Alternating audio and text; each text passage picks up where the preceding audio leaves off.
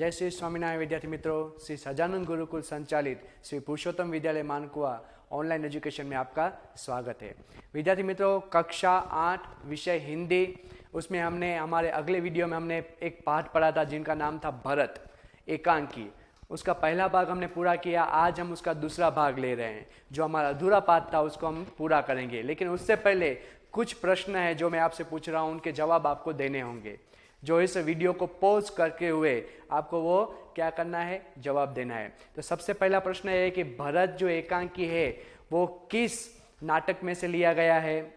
सोचो विद्यार्थी मित्रों, भरत एकांकी जो पाठ है वो किस नाटक में से लिया गया है। हाँ, सही जवाब, अभिज्ञान शाकुंतलम। अभिज्ञान शाकुंतलम जो नाटक है उनमें से ये एक अंश लिया गया है। और एक प्रश्न यहाँ से आपको पूछा जा रहा है कि भरत एकांकी के लेखक कौन है। भरत जो एकांकी हमने जो पढ़ रहे हैं उसके लेखक कौन है, याद करो। हाँ, उसके लेखक है राजा लक्ष्मण सिंह। और एक प्रश्न, राजा लक्ष्मण सिंह का जन्म कब हुआ था और कहाँ हुआ था। सोचो विद्यार्थी मित्रों, पहले भाग के वीडियो में मैंने यह सब कुछ आपको कहा था, तो आपको ये तो याद होना चाहिए। याद करो। हाँ, सही जवाब है कि राजा लक्ष्मण सिंह का जन्म 1926 में आगरा में उनका जन्म हुआ था। और उन्होंने कई ऐसे जो रचनाएं हैं उनका अनुवाद उन्होंने किया है। तो यहाँ पर भी जो भरत एकांकी है उनका उन्होंने हिंदी में अनुवाद करते हुए हमारे सामने प्रस्तुत किया है। चलो और एक प्रश्न पूछना, उसका जवाब देना, ठीक है। कि राजा दुष्यंत कुमार है वो किस वंश के राजा है। सोचो, जवाब सोचो, वीडियो को पॉज करके फिर जवाब देना है। हाँ, आपका जवाब सही है कि उसका जवाब आएगा पुरुवंशी, कि पुरुवंशी राजा है। चलो, राजा दुष्यंत कुमार के अनुसार पुरुवंश में कौन सी 2 रीतियां आती है। मैंने अगले वीडियो में आपको कहा था कि 2 रीति आती है। कौन कौन सी रीति आती है यार, याद करो। अगर आपने मेरा अगला वीडियो अगर सही तरह से पूरा देखा होगा तो इनका जवाब भी आपको आ जाएगा कि 2 रीतियां बताई गई थी। कौन कौन सी। पहली रीति कि युवावस्था में महलों में रहकर पृथ्वी की रक्षा करे और उसका पालन करे, ये इसकी पहली रीति है पुरुवंशी की। दूसरी रीति क्या है कि वृद्धावस्था में जितेंद्रिय, जो इंद्रियों को जीतने वाले जो ऋषि मुनि होते हैं उसके आश्रम में जाते हैं और वृक्ष के नीचे एक कुटी बनाकर उसमें वे रहते हैं। ये 2 रीतियां पाई जाती है पुरुवंशी में। अब आगे बढ़ते हैं। यहाँ तक मैंने आपको कहा था कि ये जो नाटक है हमने जितना चलाया था वहाँ तक के कुछ मैंने रिवीजन के लिए मैंने आपको प्रश्न पूछे। अब यहाँ से हम आगे बढ़ते हैं। कहाँ तक पहुँचे थे कि हम यहाँ पर जानते हैं कि जब उन्हें मालूम चला कि यह कोई ऋषि कुमार नहीं है परंतु वह एक पुरुवंशी है, तो यहाँ से हम आगे बढ़ते हैं कि दूसरी तपस्विनी कहती है कि हे परदेसी, तेरा यह संदेह तब मिट जाएगा जब तू जान लेगा कि इस बालक की माँ मेनका नामक एक अप्सरा की बेटी है। मेनका के जो स्वर्गलोक की जो अप्सरा है उसको मेनका कहते हैं। तो आपको ये प्रश्न पूछा जाता है कि मेनका कौन थी, तो मेनका स्वर्गलोक की एक अप्सरा थी और उसकी बेटी थी शकुंतला।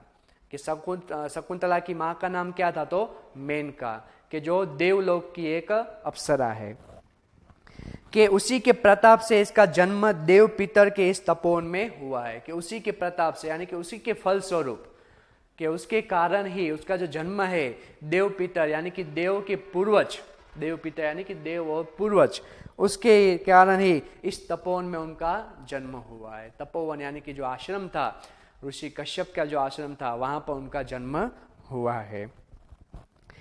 तभी दुष्यंत कुमार अपने आप ही कहते हैं कि यह तो बड़े आनंद की बात सुनाई, इससे कुछ और आशा बढ़ी है। कि उन्हें कुछ आशा बढ़ी दुष्यंत कुमार को कि इसकी माता किस राजर्षि की पत्नी है। कि उन्होंने प्रश्न किया कि इसकी जो माता है वो कौन सी राजर्षि की यानी कि कौन से राजकुमार की यह पत्नी है, कौन के राजा की पत्नी है। तभी दूसरी तपस्विनी ने कहा कि जिस राजा ने अपनी विवाहिता स्त्री को बिना अपराध के छोड़ दिया है उसका नाम मैं न लूंगी। कि जिस राजा ने अपनी विवाहिता पत्नी को बिना किसी अपराध के उन्होंने छोड़ दिया तो उसका नाम मैं न लूंगी। तभी दुष्यंत कुमार स्वयं से कहता है कि यह कथा तो मुझ पर लगती है, कि मेरे ऊपर से यह शायद ये कहानी लगती है। भला अब इस बालक की माँ का नाम तो पूछूं। तो पहली तपस्विनी है वो मिट्टी का मोल लेकर आई जो बालक को देने के लिए, मिट्टी का मोल लेने के लिए जब वो कुटिया में जाती है तब वो वहां से लेकर आती है। तो पहली तपस्विनी कहते हैं कि हे सर्वदमन, यह संकुत लावण्य देख। संकुत लावण्य यानी, विद्यार्थी मित्रों इसका जवाब आपको आना चाहिए, संकुत लावण्य। संकुत लावण्य,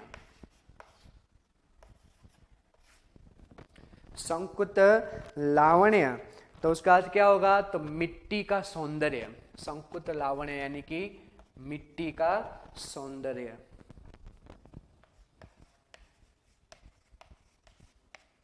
मिट्टी का सौंदर्य। तो जो मोर बना हुआ था वो मिट्टी का बना हुआ था, इसीलिए मिट्टी का सौंदर्य, वो मोर इतना सुंदर बना इसीलिए उसको संकुत लावण्य कहा गया, कि मिट्टी के सौंदर्य को बताया गया। बालक बड़े चाव से देखकर उसे ऐसा लगा कि जैसे उसकी माँ का नाम लिया गया है, कि कहाँ है संकुतन लाभ, मेरी माता। कि दूसरी तपस्विनी हंसती हुई कहती कि यहाँ तेरी माता नहीं है, कि तुम इस नाम से धोखा खा गए सर्वदमन। कि मैंने तो कहा कि संकुत लावण्य, मैंने तुम्हारी माता का नाम नहीं लिया है, कि इस नाम से तुम धोखा खा गए। तो ये मुहावरा है, कि हम मुहावरा यहां पर ले, मुहावरा।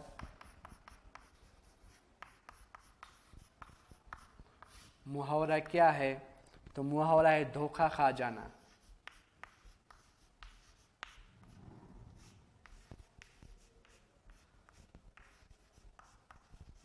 उसका अर्थ क्या होगा विद्यार्थी मित्रों? धोखा खा जाना यानी मूर्ख बन जाना।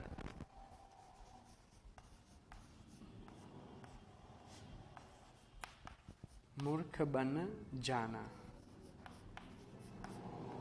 तो इस नाम से तुम मूर्ख बन गए, धोखा खा गए। कि मैंने तो कहा था कि मिट्टी के मोर को देख, यानी कि संकुत लावण्य को देख। तभी दुष्यंत कुमार है वो स्वयं से कि इसकी माँ मेरी ही प्यारी शकुंतला है या किसी और नाम की कोई दूसरी स्त्री है। कि यह वृतांत मुझे ऐसे व्याकुल करता है जैसे मृग तृष्णा प्यासे हिरण को व्याकुल करती है। व्याकुल करना यानी कि विद्यार्थी मित्रों क्या होगा जवाब? व्याकुल।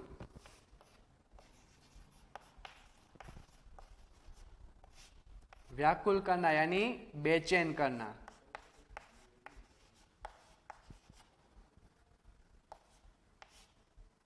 बेचैन करना। फिर मृग तृष्णा,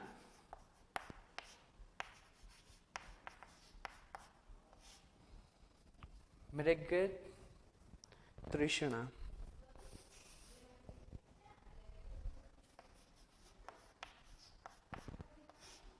मृग तृष्णा यानी कि जो चमकती हुई जो रेत होती है, हमें ऐसा लगता है कि वहां पर पानी है, लेकिन वो पानी नहीं होता है, तो उसको मृग तृष्णा कहते हैं। कि तेज धूप में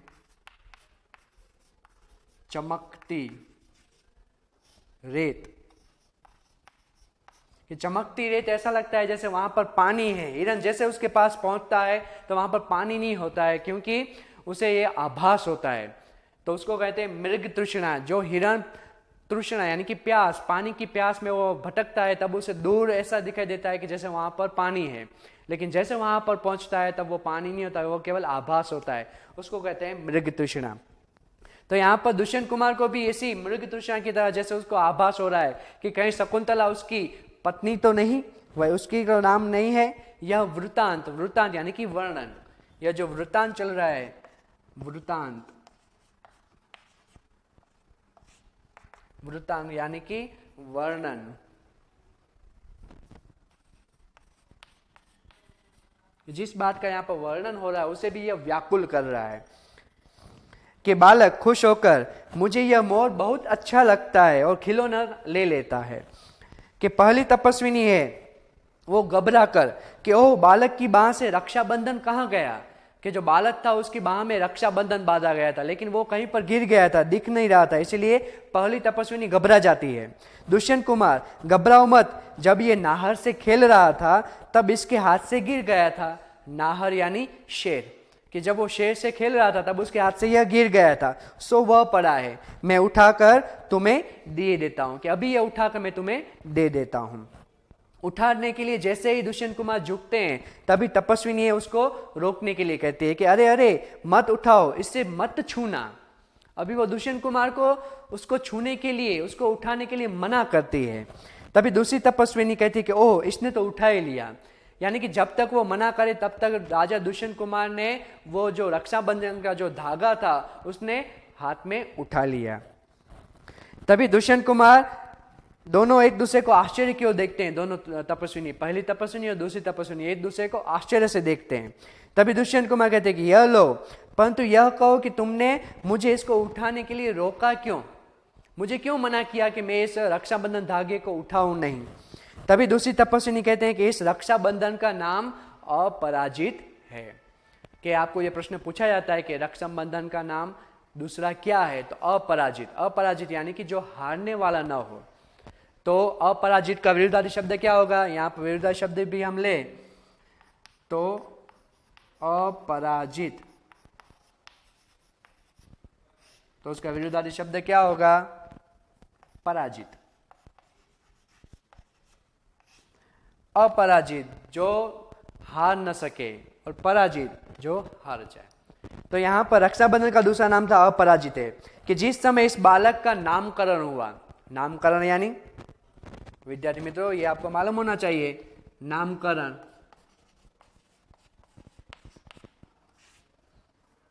क्या होगा? नामकरण का अर्थ तो बालक का नाम रखने की विधि।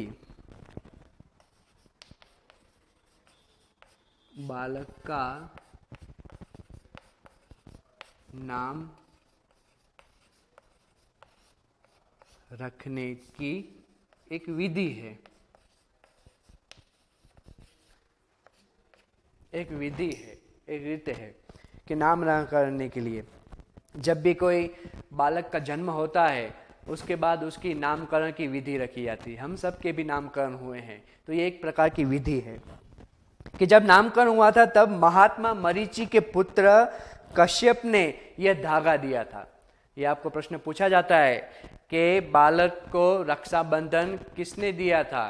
तो महात्मा मरीचि के पुत्र कश्यप ने दिया था। किसने दिया था? कश्यप के पिता महात्मा मरीचि ने। कि महात्मा मरीचि के पुत्र कश्यप ने यह धागा दिया था। कि इसका गुण यह है कि कभी यह धरती पर गिर पड़े तो इस बालक के माता पिता को छोड़कर अगर कोई दूसरा उठा ले तो यह तुरंत सांप बन जाता है, कि दूसरा कोई उठा नहीं सकता है। तो यहाँ पर दुष्यंत कुमार के अगर कोई उठा ले तो वो तुरंत सांप बनकर सामने वाले को डस लेता है।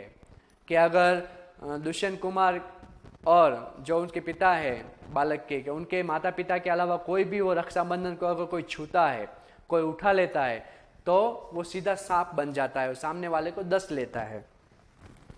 तो यहाँ पर दुष्यंत कुमार कहते हैं अगर कोई उठा ले तो पहली तपस्वी तो ये तुरंत सांप बन जाता है और उसे डसता है।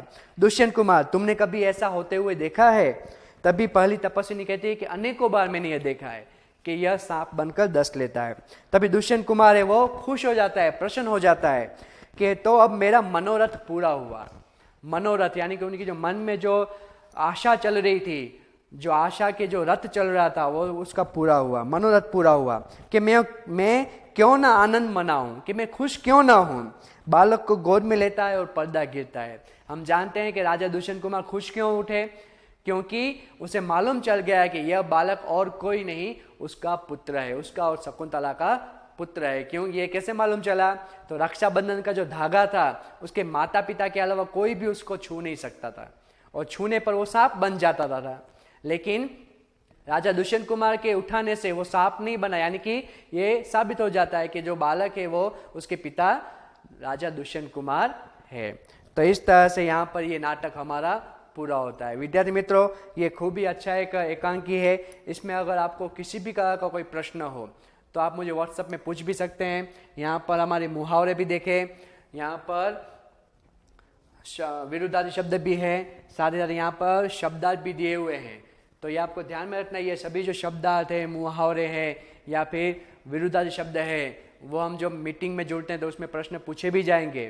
तो ये जो पाठ है वो यहाँ पर हमारा पूरा होता है। हमारे SSGM चैनल को लाइक, शेयर और सब्सक्राइब करना ना भूलें। फिर से आपसे मुलाकात होगी एक नए टॉपिक के साथ। तब तक के लिए जय श्री स्वामीनारायण।